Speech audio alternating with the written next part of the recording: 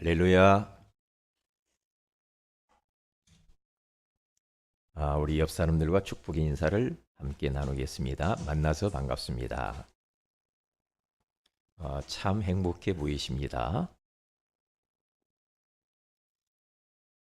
아, 하나님은 하나님의 자녀들이 행복하게 살기를 원하십니다. 오늘 우리가 참 행복해 보인다고 인사를 했는데 참 행복한 모습은 과연 어떤 모습일까요? 저는 근심 걱정이 없이 평안해 보이는 모습이라고 생각을 합니다. 왜냐하면 사람마다 행복에 대한 개념이 다르겠지만 제가 하나님을 만나고 누리는 행복이란 우리 인생의 생사화복을 주관하시는 하나님이 나와 함께 하심을 느끼며 어떤 환경에도 흔들리지 않는 평안과 기쁨과 감사가 넘치는 것이다. 저는 그렇게 생각합니다. 이 축복을 체험하지 못한 분들은 눈에 보이지 않고 만질 수도 없는 하나님이 나와 함께 하심을 어떻게 느끼며 살 수 있을까? 그렇게 궁금하기도 하고 믿어지지 않을 수도 있습니다. 혹 그런 분들이 있다고 한다면 우리가 믿는 하나님이 어떤 분이신가를 한번 생각을 해 보아야 되겠죠. 제가 믿는 하나님은 눈에 보이지 않는 영이신 하나님이십니다. 그 하나님이 우리와 함께 하시는 방법이 말씀이요, 그 증거는 말씀 성취입니다. 그리고 말씀으로 응답을 해 주시는 분이십니다. 그래서 오늘 말씀의 제목을 응답을 누리는 말씀의 행복이라고 정해보았습니다. 오늘 성경 본문에 가서 보면은 말씀에 대한 이야기를 하고 있죠. 그래서 1절에 보면은 이런 말씀을 합니다. 태초에 말씀이 계시니라. 이 말씀이 하나님과 함께 계셨으니 이 말씀은 곧 하나님이시니라. 그렇게 말을 했어요. 이 말씀이 태초부터 계셨대요. 그 말씀이 하나님과 함께 계셨대요. 그런데 그 말씀은 곧 하나님이시라고 합니다. 그래서 오늘 2절에 가서 보면은 그가 보세요. 말씀인데 인격적인 존재로 그가라고 이렇게 표현을 하죠. 그가 태초에 하나님과 함께 계셨고 만물이 그로 말미암아 지은 바 되었으니 지은 것이 하나도 그가 없이는 된 것이 없느니라. 그렇게 말을 했어요. 이분이 바로 예수 그리스도를 말씀하고 있는 겁니다. 그러니까 예수 그리스도는 말씀이시다 이 말이죠. 다시 말하면 하나님은 말씀이시다 이렇게 우리가 알면 되겠죠. 그래서 말씀의 저자는 성령님이십니다. 성령께서 이 하나님의 말씀을 이렇게 기록을 한 것을 볼 수가 있죠. 지금 사도 요한은 요한복음을 써 내려가는데 누구를 지금 드러내기 위해서 이렇게 써 나가느냐 하면은 말씀이신 예수 그리스도를 지금 부각시키고 우리에게 메시지를 던져주기 위해서 지금 말씀을 써내려가고 있는 장면이거든요. 그분은 어떤 분이냐? 창조주가 되실 뿐만 아니라 4절에 가서 보면 그 안에 생명이 있었으니 이 생명은 사람들의 빛이라. 빛이 어두움에 비치되 어두움이 깨닫지 못하더라. 그러면서 이 빛을 선전하러 빛을 드러내러 오신 분이 있는데 그분이 사도 요한이다. 사도 요한은 예수님보다 먼저 이 땅에 오셔가지고 사역을 했는데 장차 내 뒤에 오시는 분에 대해서 이야기를 한 것을 볼 수가 있죠. 세례 요한이요. 그런데 이 예수 그리스도께서 이 땅에 오셨는데 사람들이 오늘 11절에 가서 보면은 자기 땅에 오매 자기 백성이 영접하지 아니하였으나 영접하는 자 곧 그 이름을 믿는 자들에게는 하나님의 자녀가 되는 권세를 주셨으니 라고 그렇게 말씀을 하신 것이죠. 그러니까 말씀이신 예수 그리스도를 영접하는 사람은 하나님의 자녀가 되지만 그 거부하게 되어지면은 그 사람은 구원받지 못하겠죠. 그래서 14절에 가서 보면은 이렇게 말을 하는 겁니다. 그 말씀이 육신이 되어. 그러니까 태초부터 계신 그 예수 그리스도, 그분이, 말씀이신 그분이 육신을 입고 이 땅에 오신 그날이 성탄절. 그것을 성육신, 그렇게 표현을 하기도 하죠. 말씀이 육신이 되어 우리 가운데 거하심에 우리가 그의 영광을 보니 아버지의 독생자의 영광이요 은혜와 진리가 충만하더라.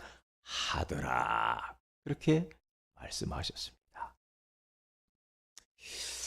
자, 응답을 누리는 말씀의 행복.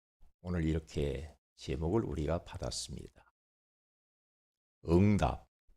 우리 인간은 응답이 절대적으로 필요한 존재죠. 원래 인생은 하나님의 형상대로 지음을 받았을 때는요, 사실 보면은 부족함이 없었죠.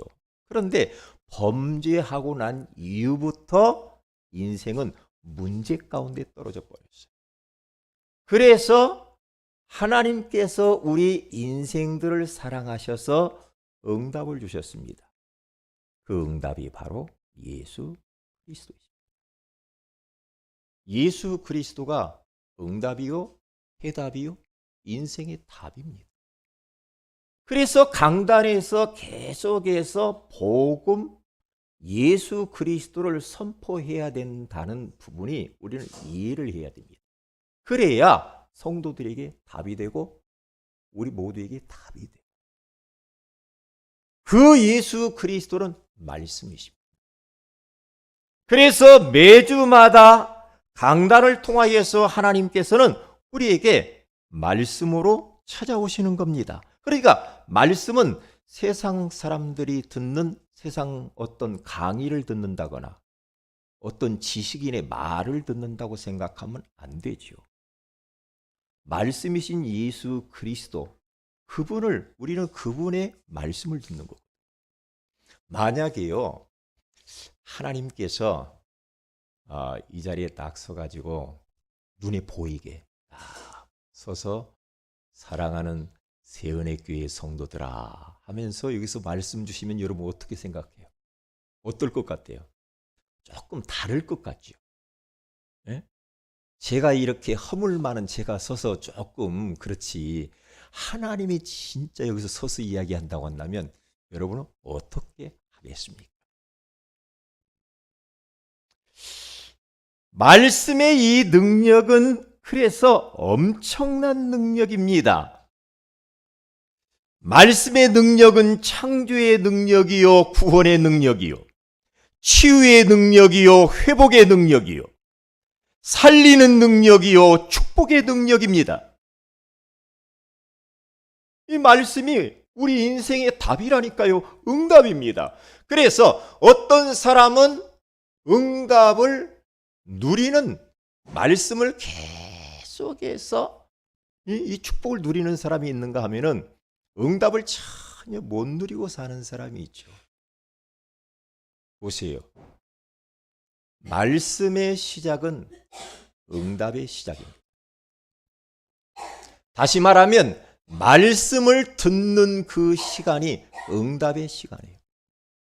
말씀을 붙드는 그 시간이, 나의 말씀으로 붙드는 그 시간이 축복의 시작이에요. 내가 그 말씀을 묵상하고 삶 속에서 그 말씀을 적용하는 그 시간이 바로 능력의 시간. 그렇기 때문에 이 하나님의 말씀은 얼마나 중요한지 몰라요.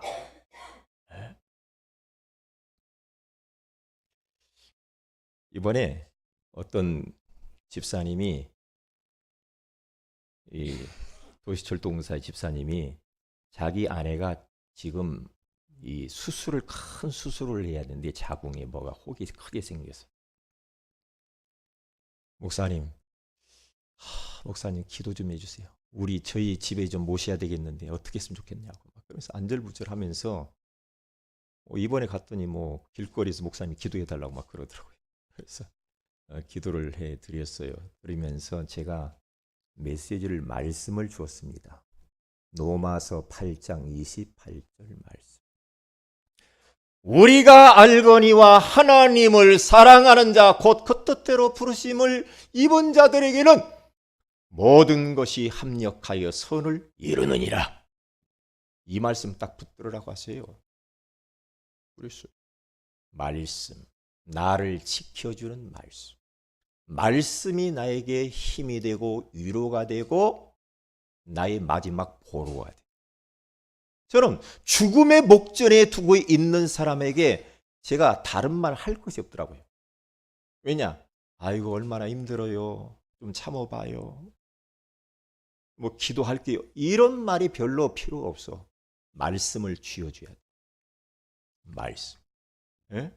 너희는 마음에 근심하지 말라. 하나님을 믿으니 또 나를 믿으라. 내 아버지 집에는 거할 것이 많도다. 내가 가서 처소를 예비하면 내가 다시 와서 너희를 나 있는 곳에 영접하리라. 마지막 하는 인생에게 말씀을 쥐어줘야 돼요. 왜요? 그래서 말씀이 역사한단 말이에요. 말씀은 하나님이시죠. 말씀은 예수 그리스도. 그러니까 어디 제가 그러잖아요.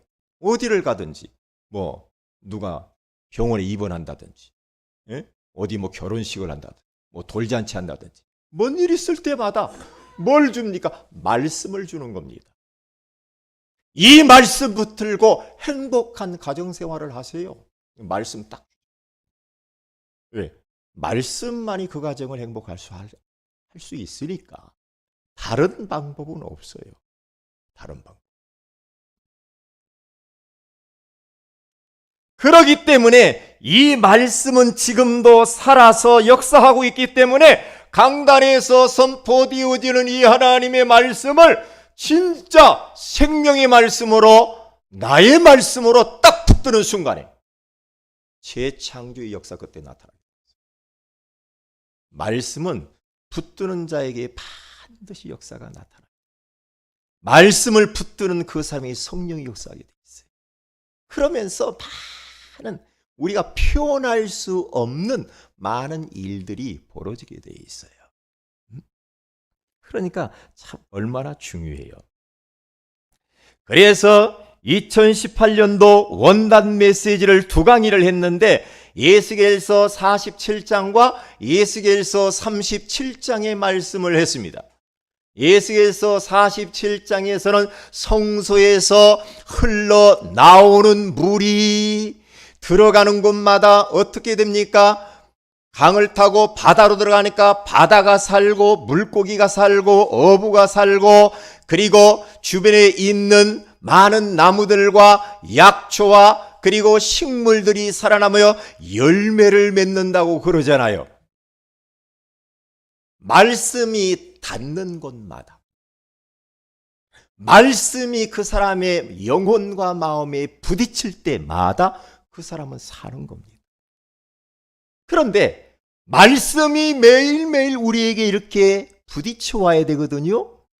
그런데 이 말씀이 나의 마음에 없고 말씀이 나를 주장하지 못하면 세상의 소리, 세상의 여러 가지 가짜 뉴스들, 응? 인간적인 소리들이 얼마나 많아요. 진리도 아닌데 진리처럼 하는 것들이 얼마나 많아요. 그러면 어떻게 되냐? 갈등하게 돼요. 응? 결국에는요, 영적 상태가 일그러져 버립니다. 그렇게 되죠. 그런데 우리의 영혼에, 우리의 마음에, 우리의 육신의 말씀이 계속해서 충만해지고 부딪혀 온다고 한다면요, 내 영이 삽니다. 내 마음이 삽니다. 편안해집니다. 하나님 나라가 임합니다. 육신이 건강해집니다. 그렇죠. 영적 상태가 완전히 서밋 자리에 올라가게 돼요. 영적 상태에 따라서 모든 게 달라지거든요. 영적 상태만 정상으로 끌어올릴 수만 있다고 한다면 그 사람의 살아가는 삶은 하나님의 나라가 임합니다. 그런데 자칫 잘못하면요, 영적 상태가 너무나 세상에 빠져버리면요, 인생이 힘듭니다. 어쩔 수 없는 것 같아, 인간은. 그래서 인간은 영혼을 가진 영적 존재라 그래요. 그리고 보세요. 에스겔서 37장에 가서 봐도 마른 뼈다귀, 에스겔 골짜기에 마른 뼈다귀들이 있잖아요. 근데 하나님께서 에스겔에게 말씀합니다. 너는 가서 내 말을 대언해라. 대언. 그래, 말씀을 대언하니까 어떻게 됩니까? 뼈들이 들이맞고 힘줄이 생기고 살이 덮이고 생기가 들어가서 큰 군대가 되더라 그랬어요. 이게 말씀이 들어가면 마른 뼈다귀 같이 소망이 없고 진짜 인생 밑바닥에서 죽고 싶어하는 그런 인생들도 말씀만 받으면 살아요. 희한합니다. 말씀만 들어가면 살아요. 그래서 우리가 말씀 운동해야 된다는 겁니다. 그래야 살아요. 에? 그래, 첫째로 가서 보세요. 응답을 누리는 말씀의 행복이란 무엇인가요? 말씀을 통해서 응답을 받게 되어지면은 행복하다라는 겁니다. 예레미야서 33장 1절에서 3절에 가서 보니까 예레미야가 아직 시대들에 갇혀 있을 때 여호와의 말씀이 그에게 두 번째로 임하니라. 이르시되 이를 행하는 여호와, 그것을 만들며 성취하시는 여호와, 그의 이름을 여호와라는 이가 이르시도다.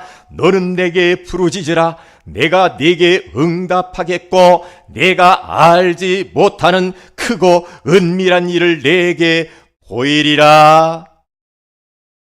예레미야가 하나님 섬긴 것 때문에 감옥에 갇혔어요. 답답한 감옥 속에 있는 예레미야에게 하나님께서 말씀으로 찾아오신 겁니다. 그러니까 응답으로 찾아오신 겁니다. 얼마나 큰 위로가 되었을 것입니까? 얼마나 큰 힘이 되었을까요?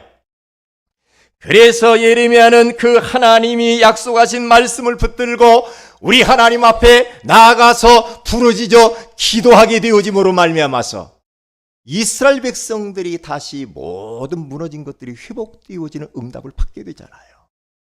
말씀. 하나님의 말씀이 얼마나 중요한지 몰라요. 우리가 다 힘든 사람에게 찾아가가지고 있을 때 힘든 사람이 가서 사람의 말로 좀 위로만 해줘도 힘나잖아요. 그런데 예레미야가 얼마나 힘들었겠습니까? 감옥 속에서. 그런데 그 시위대들 감옥 안에 있는 예레미야에게 하나님이 찾아오셨어요. 뭘로? 말씀으로 찾아왔어요. 예레미야야, 너 얼마나 힘드니? 너 너무나 고통스럽지? 걱정하지 마. 너는 한 가지만 해. 너는 내게 부르짖어. 내가 내게 반드시 응답하게. 네가 알지 못하는 크고 은밀한 일을 내게 보일 거야. 답입니다. 말씀이 예레미야에게 응답이었습니다. 그러니까 예레미야가 얼마나 행복했겠어요. 말씀. 그거거든요. 가장 정상적인 참된 응답은 말씀을 통해서 주어진다는 사실을 우리가 잃어버리면 안 됩니다. 이스라엘이 강대국의 박해를 당하고 기도에도 응답이 없고 하나님은 침묵하고 계시고 악인이 의인을 겁탈하여 다 빼앗아가는 사면 초각 가운데 있을 때에 하박국 선지자는 하나님 앞에 나아가서 엎드려 간절하게 호소하며 기도를 합니다.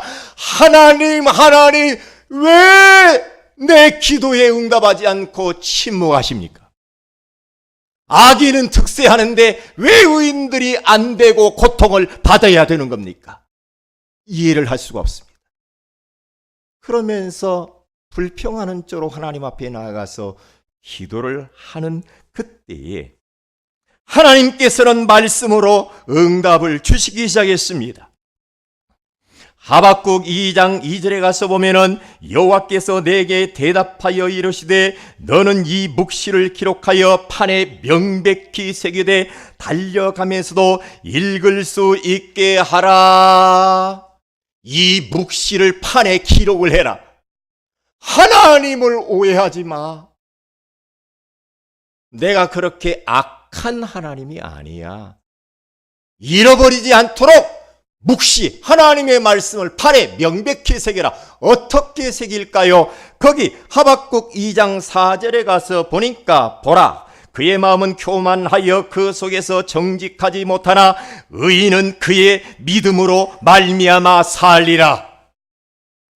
하나님의 자녀는 환경 쳐다보고 사는 것이 아니라 믿음으로 사는 거야.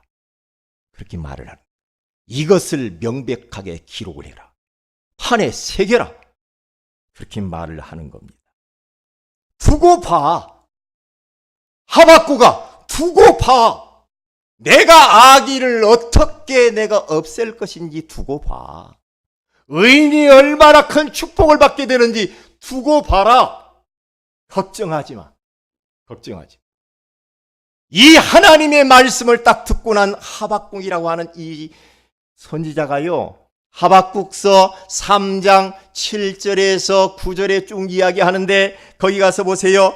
이제 비록 무화과나무가 무성하지 못하며 포도나무에 열매가 없으며 감람나무에 소출이 없으며 밭에 먹을 것이 없으며 우리의 양이 없으며 외양간에 소가 없을지라도 나는 여호와로 말미암아 즐거하며 나의 구원의 하나님으로 말미암아 기뻐하리로다. 다 없어. 무화과나무가 열매가 하나도 없어. 밭에 먹을 것이 하나도 없어. 응? 소에 외양간에 소가 없어. 응? 아무것도 없어요. 없는데 하박국이 그 없는 것 때문에 원망하고 불평하지 않았어. 왜? 말씀으로 응답을 받아버렸어. 응? 걱정하지 마. 믿어라. 믿음으로 사는 거야. 믿음으로. 응? 마지막에는 너를 사슴이 높은 곳을 다니는 것처럼 너를 높일 거야. 그러니까 걱정하지 마. 하나님 한 분으로 너는 행복하고 기뻐해라. 그렇게 하박국이 고백을 하는 거야. 오해하면 안 됩니다. 하나님에 대해서 오해하면 안 돼. 말씀을 붙드시길 바랍니다. 그래서 참된 응답이라고 하는 것은 자신의 문제 해결이나 소원 성취가 아닙니다. 참된 응답이란 말씀을 통해서 숨겨진 하나님의 의도를 깨닫는 것입니다. 그리고 말씀 안에서 하나님의 계획이 발견되면 참으로 행복하다는 거예요. 말씀 안에서 하나님의 계획을 발견하는 것이 얼마나 중요한지 몰라요. 여러분, 우리가 살다 보면 막 이런저런 일 당하잖아요. 그런데 그 어려운 환경 속에서 하나님의 계획만 딱 발견돼 버리면 끝나거든.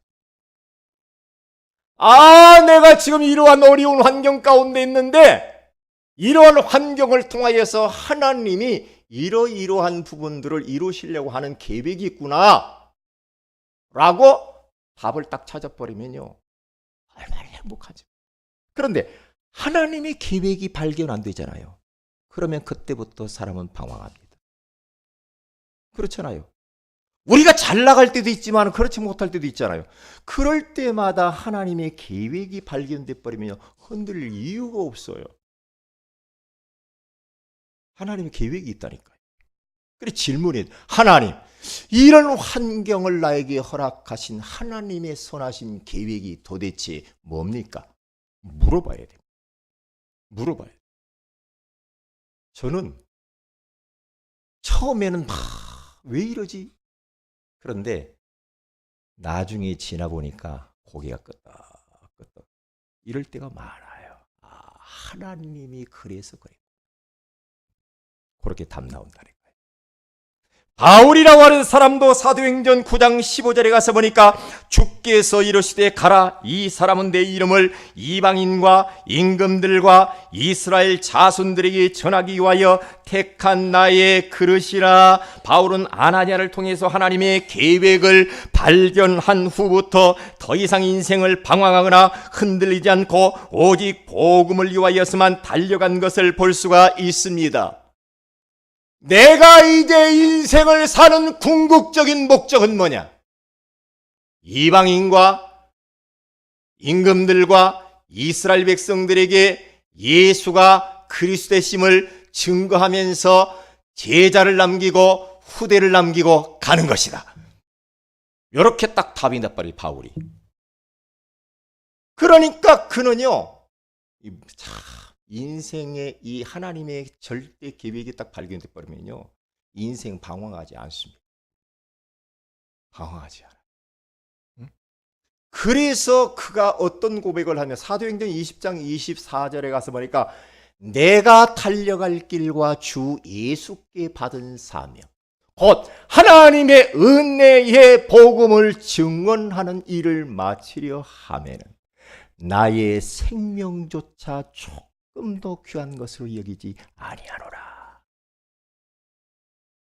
바울의 행복. 얼마나 하나님의 계획이 확실했으면 나의 생명을 드려도 아깝지 않아. 그렇게 확실한 사명을 발견하고 그는 행복한 생을 사는 것을 봅니다. 우리가 잃어버리면 안 됩니다. 참된 행복이란 어떤 겁니까? 다른 게 아니죠. 하나님을 만나고 하나님 나라를 누리며 사는 것입니다. 참 행복이란 뭡니까? 하나님을 만나는 거예요. 왜냐?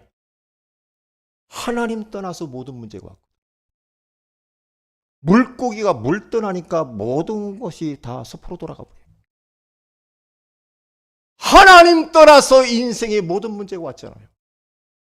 그러면 하나님을 만나면 끝나죠. 어린아이가 길을 잃어버려서 모든 문제가 오잖아요. 부모님을 다시 만나버리면 끝나는 거잖아요. 만나면 끝나요.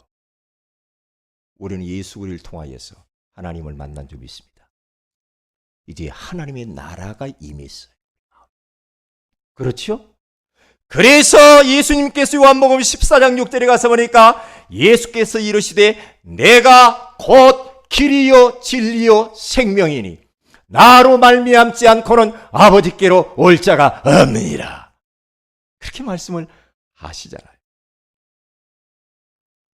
그래서 하나님의 말씀 안에서 그리스도를 통하여서 우리는 하나님을 만났죠. 이제는 우리의 삶 속에서 강단에 선포된 말씀을 묵상하며 그리스도를 누리게 되니까 하나님 나라가 임하게 되어지잖아요.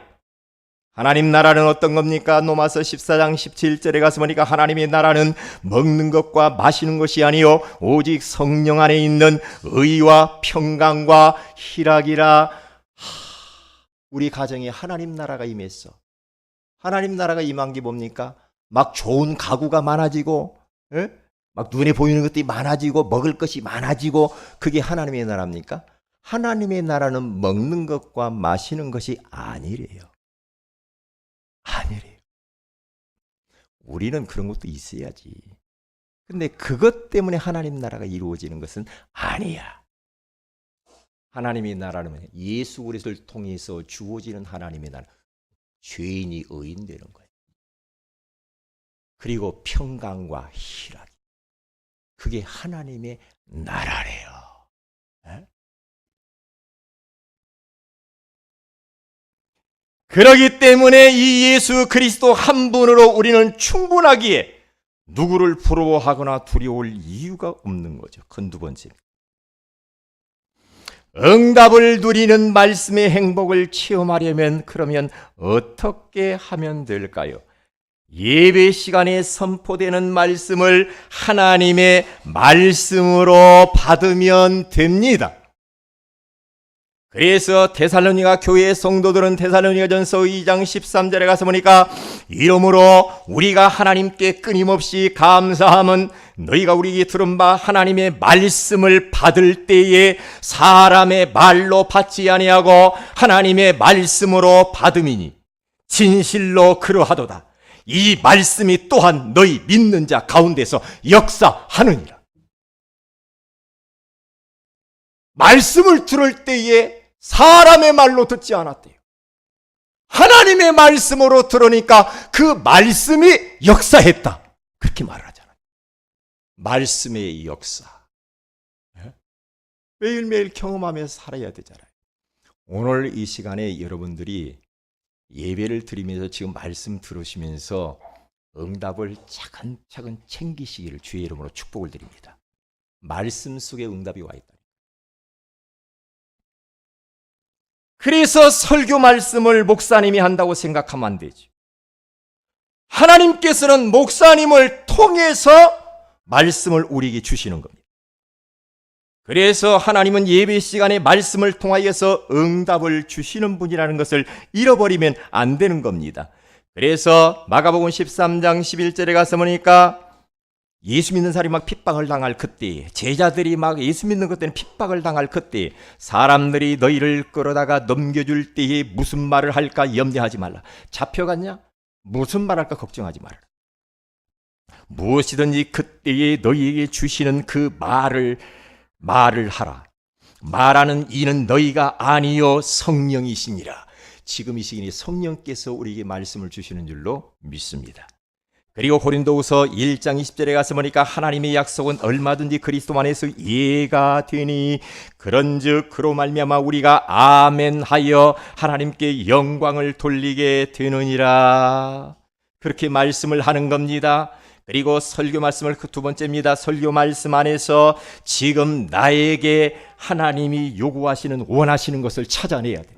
하나님이 오늘 강단을 통하여서 선포되는 말씀 속에 나에게 원하시는 것이 뭐예요?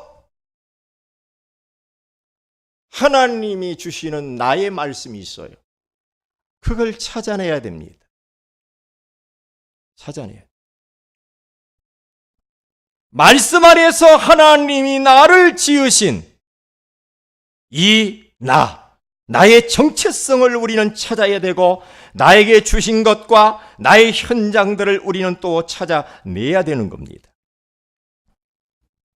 그리고 세 번째입니다. 말씀 성취의 축복을 누리는 전도자의 삶을 살아가는 겁니다. 사도행전 2장 42절에 가서 보니까 저희가 사도의 가르침을 받아 서로 교제하며 떡을 떼며 기도하기를 전혀 힘쓰니라. 말씀을 받았으면 그 말씀을 우리가 포럼도 하고 또 전달도 해야 되겠죠. 그렇기 때문에 우리는 강단 메시지를 혼자서 듣는 시간을 가지면서 거기에서 또 언약과 미션과 비전을 찾아서 정리하고 또한 가족들끼리 성도들끼리 우리가 포럼도 하고 또 이것을 내 주변에 있는 가까이 있는 대상자들에게 전달도 해야 됩니다.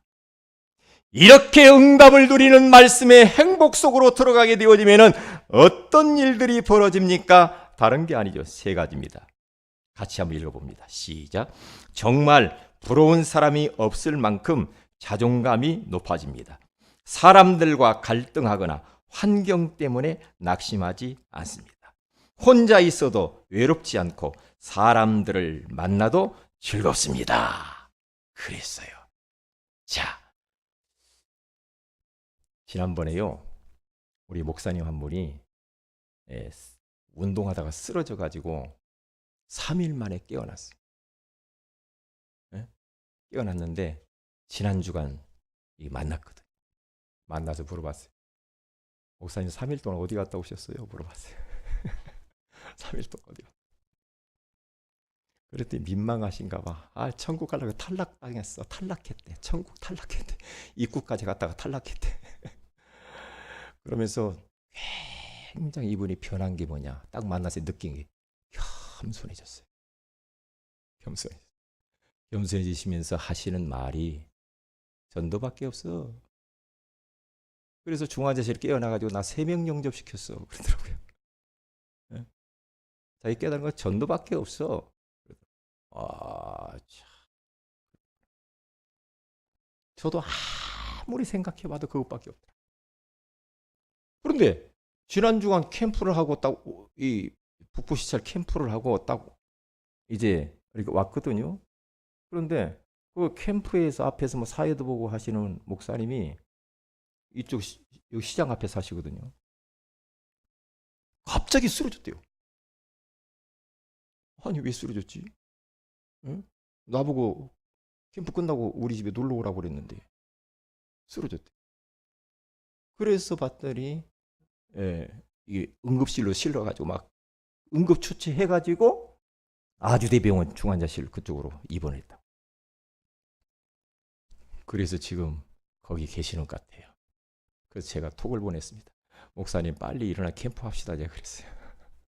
캠프요. 그랬습니다. 오늘 응답을 누리는 말씀의 행복. 우리 모든 성도들이 그 행복 속으로 들어가시길 주의 이름으로 축복을 드립니다. 다 같이 말씀 붙들고 기도하십시다.